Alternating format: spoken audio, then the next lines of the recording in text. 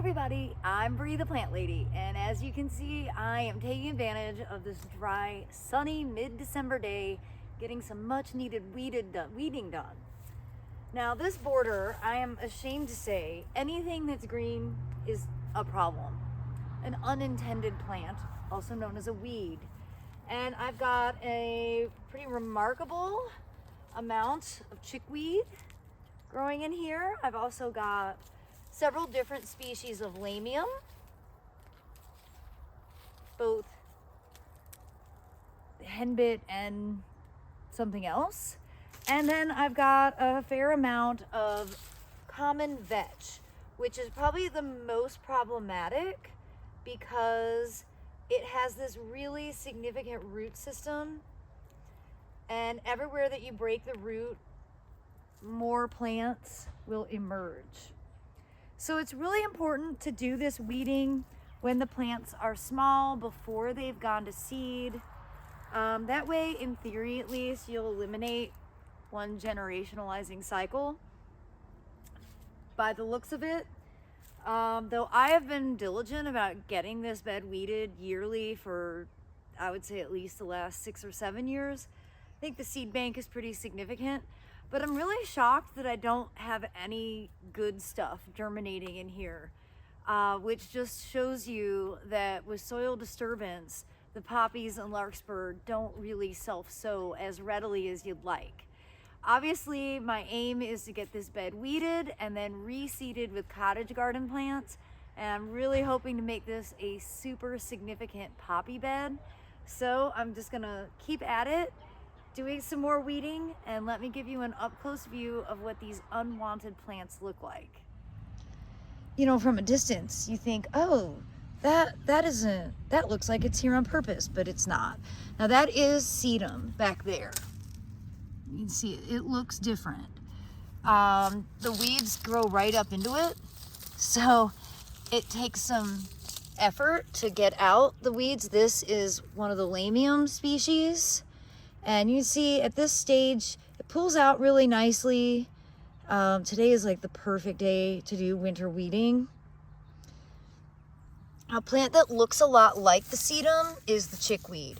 And the goal with the chickweed, when you're pulling it, you want to get to where the taproot is. And you see that taproot? And you know, chickweed grows as a kind of a flat ground cover. And it just seeds and seeds and seeds. Yes, it is edible. No, I don't like it. How's that for an answer? Now, let's see. The vetch. And I have so much vetch. Here it is. It's this really thin leaf plant. And it is a nitrogen fixing legume. And I did a terrible job pulling that out. But you see the roots. Wherever you break the roots, more of it will sprout. So I didn't do a good job on that at all. But that is common vetch.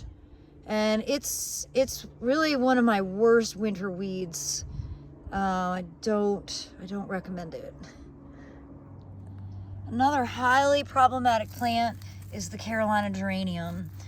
And I have a lot of it. Also develops taproot. I broke that taproot off. So you can see I didn't get the root entirely. This shouldn't grow back. I'm not sure. Hopefully it won't grow back. But there's like 10,000 more. So one down.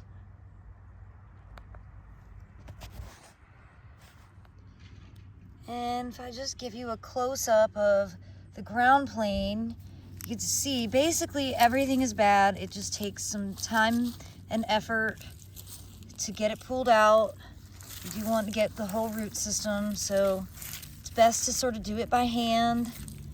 Right now it is perfect. I wish that I had another 6 hours so I could completely get this bed done. But I see one good plant in here, and that is right here. This is Nigella, self-sown Nigella. So I'm gonna avoid pulling those out, but go ahead and get all of the undesirable plants that are sprouting up around it.